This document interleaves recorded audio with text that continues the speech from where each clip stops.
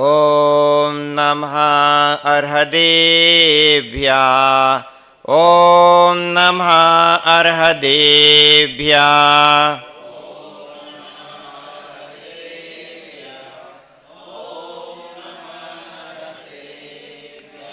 ॐ नमः गुरुदेवेभ्यः। ॐ नमः गुरुदेवेभ्यः।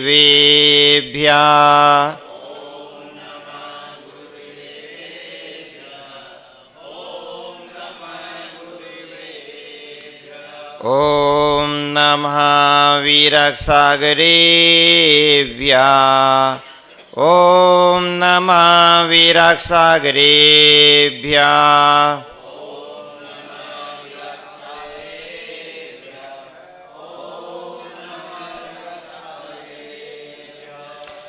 नमः श्रीवर्धमानाय निर्धूतकलिलात्मने सालोकानां तिलोकानां यद्विद्यादर्पणायते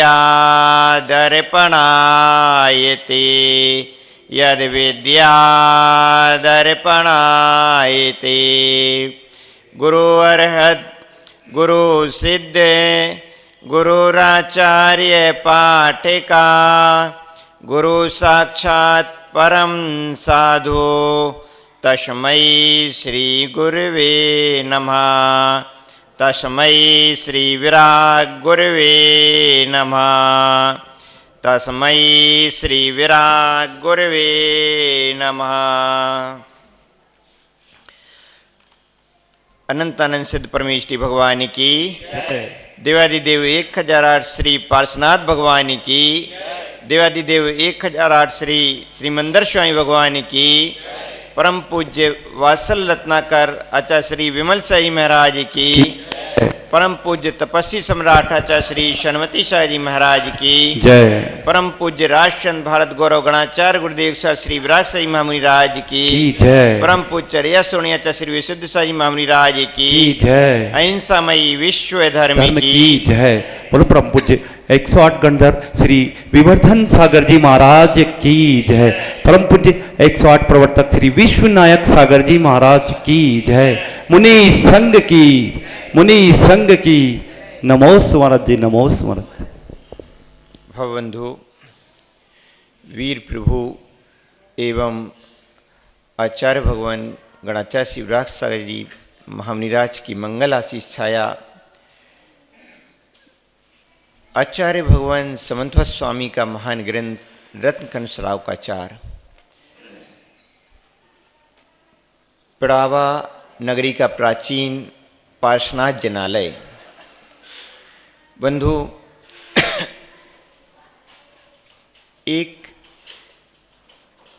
सेठ था और वह सेठ उसने जीवन में बहुत सा धन संग्रह किया और बहुत सा धन संग्रह करने के पश्चात में उसने एक बहुत सुंदर मंदिर बनवाया। मंदिर उसने अपनी कल्पना के अनुरूप बनवाया। बहुत इतना सुंदर मंदिर था कि जिसको देख करके सभी प्रभावित हो जाती थी। परम पूज्य गुरुदेव गणाचार्य श्री विराग साई जी महाराज अपने प्रवचनों में अक्सर एक बात कहती थी, जीवन में कोई भी कार्य करो तो इतना सुंदर करो कि उस कार्य को देखते ही सामने वाला प्रभावित हो जाए। परम पूज्य गुरुदेव कहते थे, मंदिर बनवाओ तो इतना सुंदर मंदिर बनवाओ, इतना सुंदर मंदिर बनवाओ कि जिसको देख करके अब स्वयं ही दूसरे लोगों का मन हो जाए कि हमें मंदिर के दर्शन करने हैं।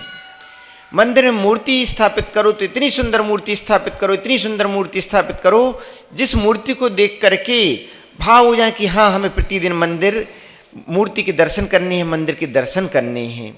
तो कोई भी कार्य करो इतना सुंदर करो कि स्वयं ही यह भाव हो जाए कि हाँ, हमें इस वस्तु को देखना है। तो उस श्रेष्ठी ने भी इतना सुंदर मंदिर बनवाया कि उस मंदिर की बाहरी शोभा देख करके लोगों का स्वतः ही मन हो जाता था कि हमें इस मंदिर को देखना है, दर्शन करने हैं।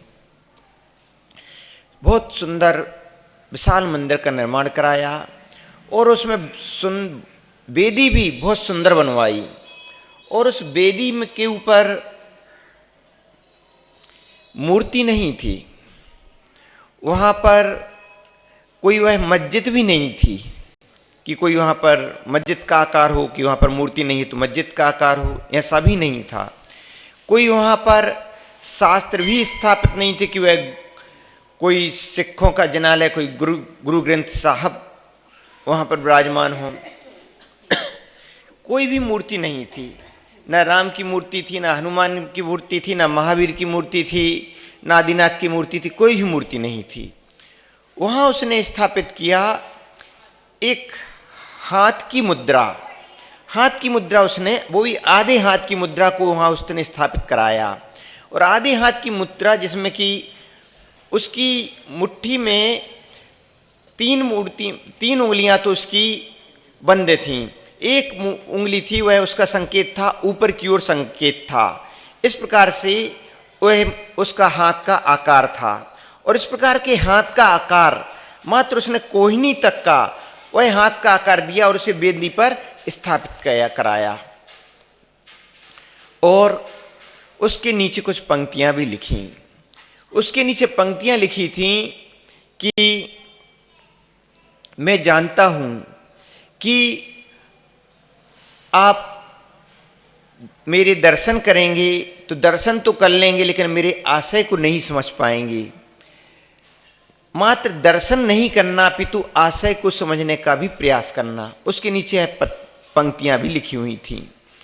सभी आते, देखते, वहाँ उसका अवलोकन करते, दर्शन करते, चले जाते। अनेक ऐसे भी व्यक्ति हो गए जो आकर के उसकी पूजन करने लगे, आराधना करने लगे और वहाँ पर विशाल स्तर से उसकी पूजन आराधना शुरू हो गई। काफ़ी समय बीत गया, ऐसा ही चलता रहा। बंधु, एक बार वहाँ पर एक किसी विद्वान का आना हुआ।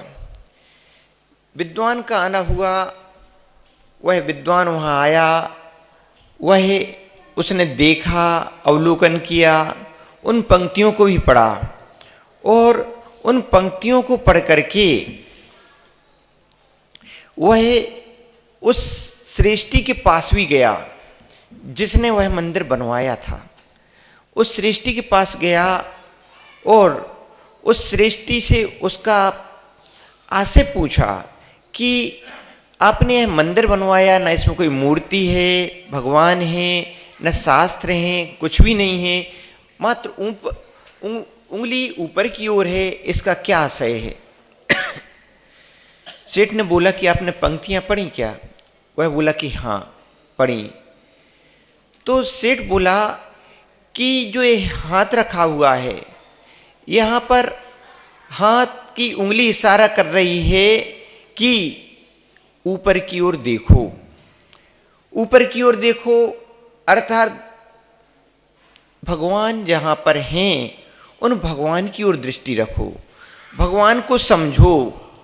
पंक्तियाँ भी लिखी हैं कि मेरे उद्देश्य को समझो, ऐसा नहीं कि मेरे लिए ही पूजन करना प्रारंभ कर देना, मेरे लिए ही पूजने नहीं लग जाना। तो आशा यह है कि भगवान को जानो, भगवान को समझो, मुझ में ही मत उलझ जाओ, मेरे आशा यह है। लेकिन वह दार्शनिक कहता है कि आपका जो आशय है, आपने जिस आशय से वहाँ पर मंदिर बनवाया है, लेकिन आप वही उसके मंदिर बनवाने के पश्चात वहाँ गए कि नहीं गए? तो सृष्टि बोला कि मैं उसके बनवाने के बाद फिर मैं नहीं गया, एक बार आप जाकर के देख लेना। सृष्टि जब वहाँ पर जाता है तो क्या देखता है कि बहुत सी भीड़ लगी हुई है, बहुत सी भीड़ लगी हुई है और वहाँ से बहुत से लोग आकर के क्या कर रहे हैं, वहाँ पर आकर के उस हाथ की पूजन कर रहे हैं, भक्ति कर रहे हैं, स्तुति कर रहे हैं। एक दिन उसने जाकर के देखा तो वही क्रम था, दूसरे दिन भी जाकर के देखा तो वही लोग आए और फिर से उनकी स्तुति कर रहे हैं, और भी लोग आए तो और भी लोग, उसमें नए लोग आकर के उसमें उसी हाथ की स्तुति भक्ति पूजन करने लगी। उसे कुछ दिन तक लगातार देखा कि यह क्रम यही चल रहा है कि लोग हाथ को पूज रहे हैं, कि पूजा कर रहे हैं, भक्ति कर रहे हैं, और भक्ति ही लीन है। बंधु,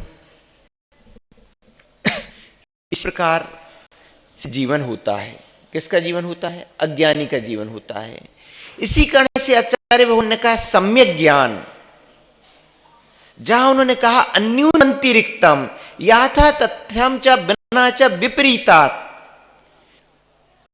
पदार्थ को जानना, सत्य को जानना, न्यूनता से भी रहित जानना और अधिकता से भी रहित जानना, इस प्रकार से पदार्थ को जानना। हमने पदार्थ को जाना, लेकिन सत्य रूप में जान पाए कि नहीं जान पाए। अधिकता से सत्य तो नहीं जाना, न्यूनता से सत्य तो नहीं जाना। बंधु, इसी प्रकार से